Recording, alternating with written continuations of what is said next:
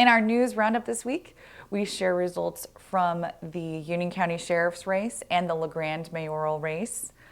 Also, Elgin Opera House will be holding its first performance since the start of the COVID-19 pandemic. This is the Thursday edition of the News Roundup, brought to you by EONI and Ronde Hospital. Hello, Eastern Oregon. Thanks for tuning in. I'm Bob Cavanaugh. And I'm Brianna Troutman. And you're watching the News Roundup.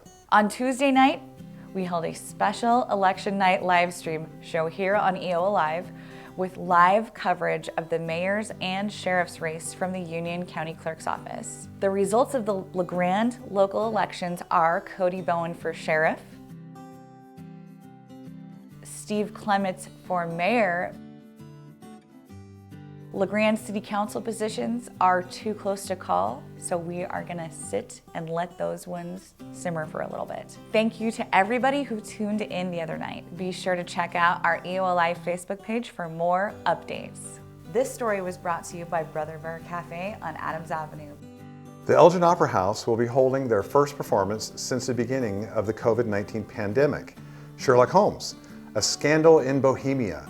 The next performance dates will be Friday, November 6th at 7:30 p.m., Saturday, November 7th at 7:30 p.m., and lastly, Sunday at 2:30 p.m. and 4:30 p.m. The play's called Sherlock Holmes, A Scandal in Bohemia, and it is, for anyone who is a fan of Arthur Conan Doyle's Sherlock Holmes, it is a direct adaptation from the source material. I'm a huge Holmes fan, have been since I was a kid, and I've always wanted to bring Doyle's work to theater because, you know, there are a lot of movies and television shows that feature Sherlock, but there aren't a lot of plays. So I actually adapted this play several years ago when I used to live in Portland. I ran a theater there, and I adapted it for my Portland theater, and then we brought it out here. If you know Doyle at all, it's one of his most famous stories. It's a play about, or it's a story, I should say, about Sherlock's conflict with perhaps the most famous femme fatale of the Victorian era, which was a character by the name of Irene Adler. This story has been brought to you by True Value Hardware on Jefferson Street. Catch the full interview right here on EO Alive. Coming soon, Abundant Life will be holding a live nativity scene in the lower level of Marketplace Fresh Foods in Grande. A night in Bethlehem will occur every Saturday during the Advent season. Here's a look at an interview with event coordinator Hannah Votberg. It's being set up in a way that lets us tell the story of the nativity safely. We are absolutely COVID compliant. So people will come, they will get their temperature taken, make sure they have a mask, sign in, and then they will be taken through the journey to Bethlehem and to the manger where they see Jesus. There are all kinds of things people can do to help us out right now. We are looking for actors, musicians, people who like to paint and decorate. There are actually, part of the scene is stalls where you have the different trades of the day. So there's a pottery stall and a clothing stall, a bakery, a fruit stand, different ones. And different groups or churches can take one of those and fix it up and put a person there to man it. This story was brought to you by Brother Bear Cafe on Adams Avenue. Be sure to catch the full video on EO Alive's Facebook page or YouTube channel. And here's Bree with another furry little friend looking for a forever home. Hey EO Alive, Brianna Troutman here with another furry friend from Blue Mountain Humane Association. I have with me today Timber.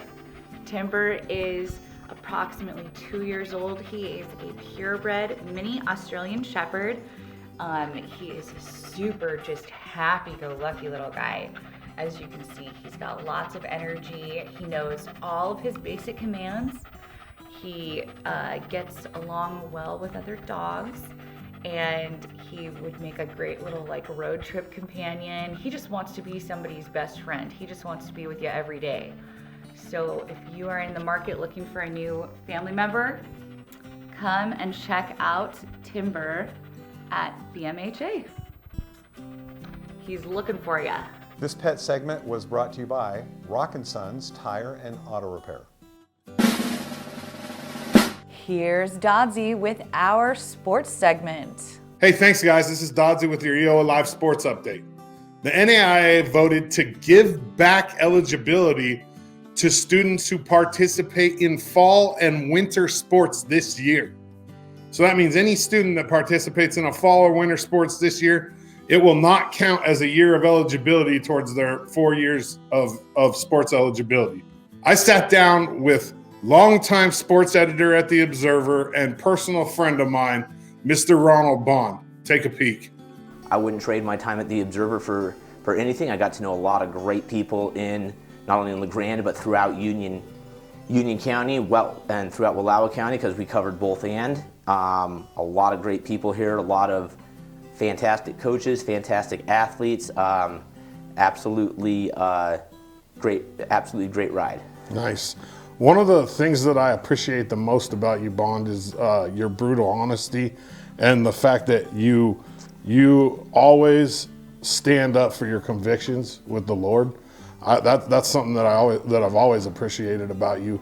Let's talk about your best memory with The Observer. Oh my goodness. There's so many of them, huh? It's tough to pick just one. I mean, I could rattle off a dozen. The most recent one would obviously be the state championship game for LHS football against Banks in 2019. Huh? Absolutely incredible game.